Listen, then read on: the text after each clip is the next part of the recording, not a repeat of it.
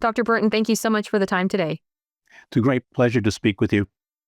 Now, just how important is the Chinese market for Canada's canola farmers?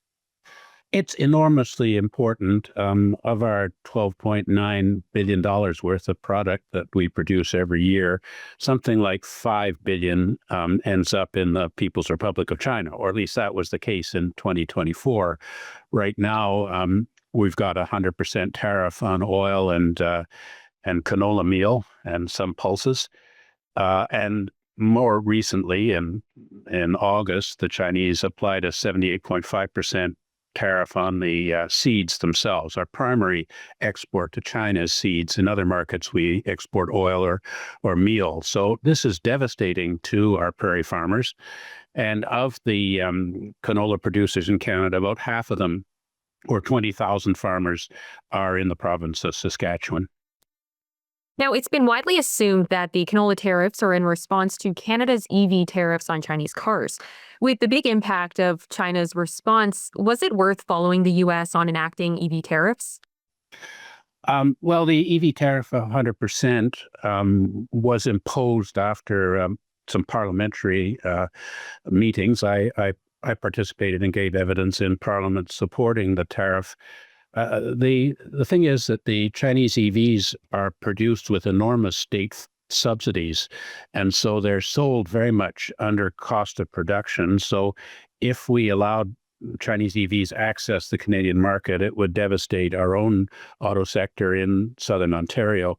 And then there's the concern that, like the Huawei 5G, there's potential for the EVs to be used for espionage purposes. They have all sorts of sensors and devices which relay data back to the manufacturer, not to speak of because they're subject to software updates from China in time of conflict, they could be subject to some form of sabotage. So, and there are very good reasons aside from the Biden government's demand that Canada get into compliance with U.S. policy on Chinese EVs.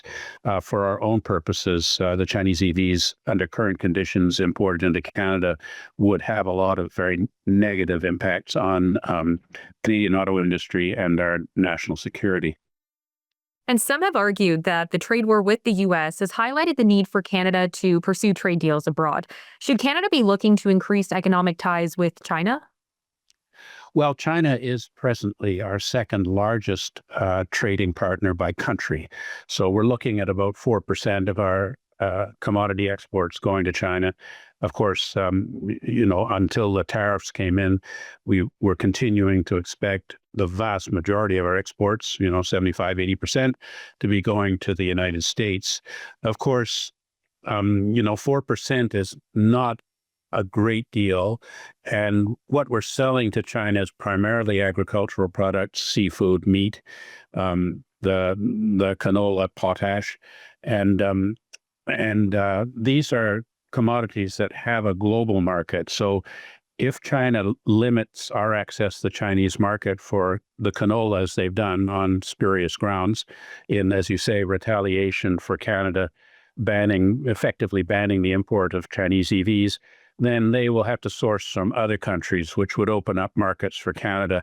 So it does seem a bad idea to deal with the People's Republic of China because of the incompatibilities in our system and the Chinese government's interference and espionage in Canada that we're unable to resolve, and their use of economic levers to achieve their ends in our country. But that being said, clearly we want to develop markets elsewhere, particularly in reliable partners that abide by the rule of law, maintain contracts, and deal fairly. And there are a lot of those in the Indo-Pacific, the countries, the Trans-Pacific Partnership, Scandinavia, and Europe. So I do think that we have to be thinking that China and the U.S. are not the future for Canadian exports. In terms of the canola itself, canola is rotated with wheat, barley, and sometimes pulses. So the farmers could create a different mix of production to better suit global economic conditions. But that being said, the transition will be very painful. And really, our government should take responsibility for what's happened. The canola farmers are victims of geostrategic political posturing, and they should be compensated for their losses. And do you think Premier Scott Moe's visit to China will end with a positive outcome? No, I don't anticipate any outcome of Premier Moe's visit.